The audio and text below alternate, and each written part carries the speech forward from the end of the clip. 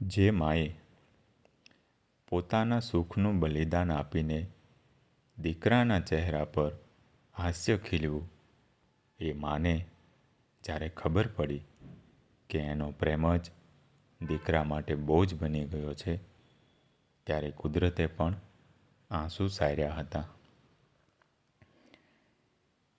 રામપુર નામનું એક નાનકડું ગામ, હરિયાળા ખેતરો અને કાચા માટીના મકાનો વચ્ચે આવેલી એક નાની ઝૂંપડીમાં શારદાબા પોતાના 10 વર્ષના દીકરા કાનજી સાથે રહેતા હતા.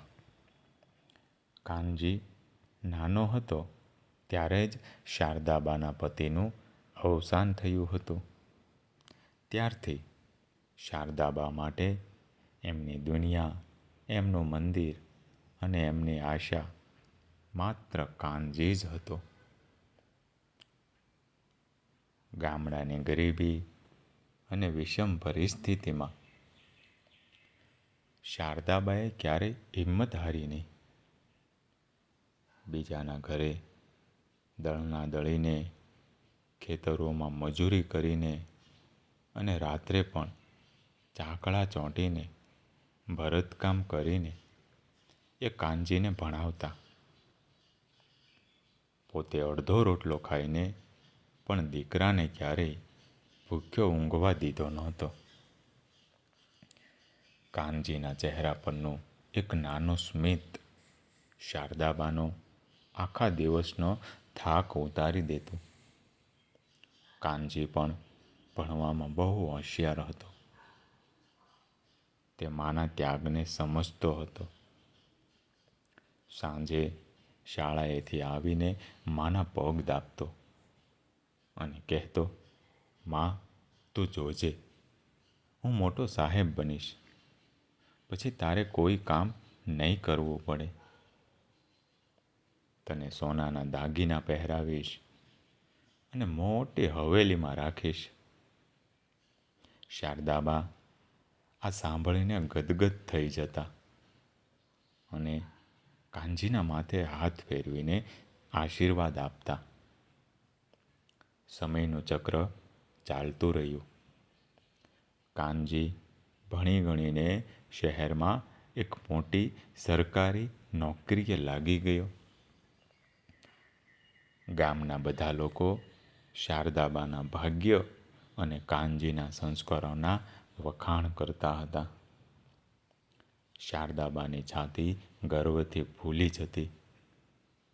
કાનજી શરૂઆતમાં દર મહિને ગામડે આવતો અને મા માટે નવી સાડીઓ, ફળ અને દવાઓ લાવતો. શારદાબા માટે આ સમય સપના જેવો સુંદર હતો. પરંતુ સમય જતાં કાનજીના જીવનમાં પરિવર્તન આવ્યું. શહેરમાં એના લગ્ન એક ધનિક પરિવારની છોકરી સાથે થયા. શરૂઆતમાં બધું સારું ચાલ્યું, પણ ધીમે ધીમે શહેરની ઝાકમઝાળ અને વહુના વલણે કાનજીને બદલી નાખ્યો. કાનજીનું ગામડે આવવાનું ઓછું થઈ ગયું. શારદાબા આખો દિવસ ઘરના દરવાજે બેસીને દીકરાની વાટ જોતા હતા. એક દિવસ શારદાબાની તબિયત બહુ લથડી. ગામના સરપંચે કાનજીને ફોન કરીને બોલાવ્યો.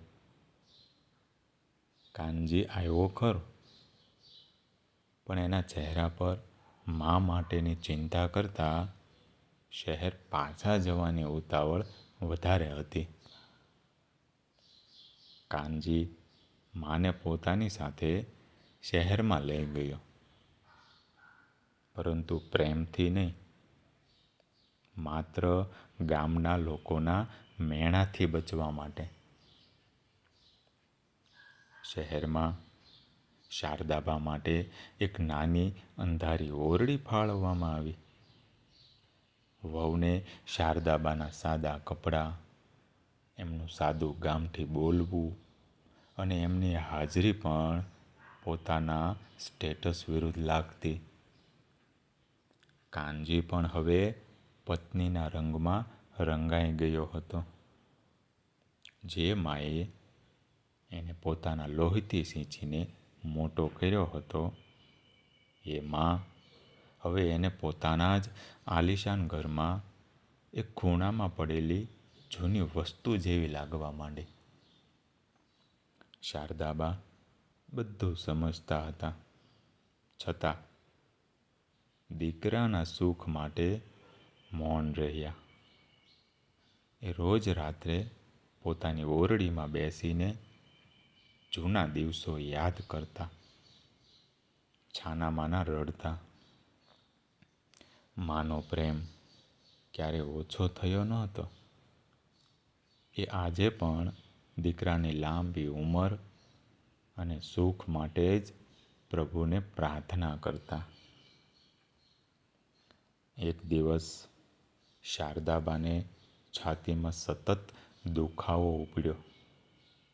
એમણે કાનજીને સાદ પાડ્યો, પણ કાનજી અને એની પત્ની ઘરમાં એક મોટી પાર્ટીની તૈયારીમાં વ્યસ્ત હતા. કાનજીએ ગુસ્સામાં આવીને કહ્યું, માં, તમે રોજ કોઈને કોઈ નાટક શરૂ કરો છો. અત્યારે મારી પાર્ટીમાં ખલેલ ન પહોંચાડો.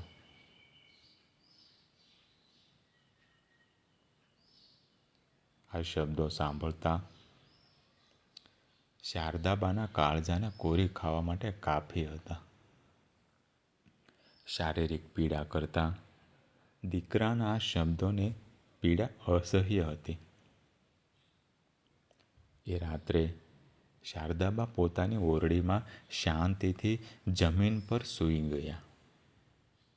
એમની આંખમાંથી આંસુ વહી રહ્યા હતા, પરંતુ હાથ હજુ પણ કાનજીના બાળપણના ફોટા પર જ હતા.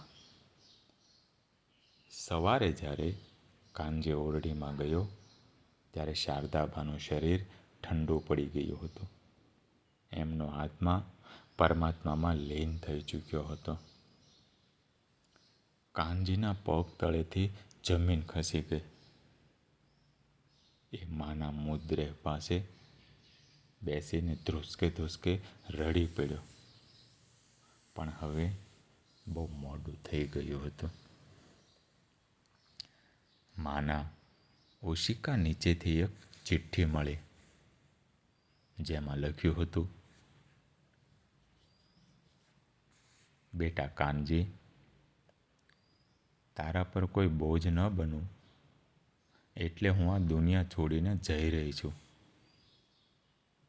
મેં તને મોટો કરવામાં જે દુઃખ ભોગવ્યા એનો મને કોઈ અફસોસ નથી. બસ તું તારા સંસારમાં ખુશ રહેજે. મારી કોઈ ભૂલ થઈ હોય તો માફ કરજે. તારી માં. આ શબ્દો વાંચીને કાનજીનું હૃદય પશ્ચાતાપથી ફાટી ગયું.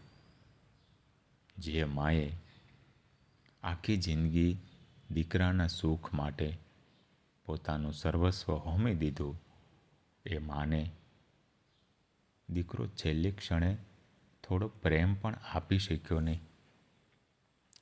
ગામડાના કાચા મકાનથી શરૂ થયેલી અતૂટ પ્રેમની આ વાર્તા શહેરની આલિશાન હવેલીમાં એક અત્યંત કરુણ અંત પામી.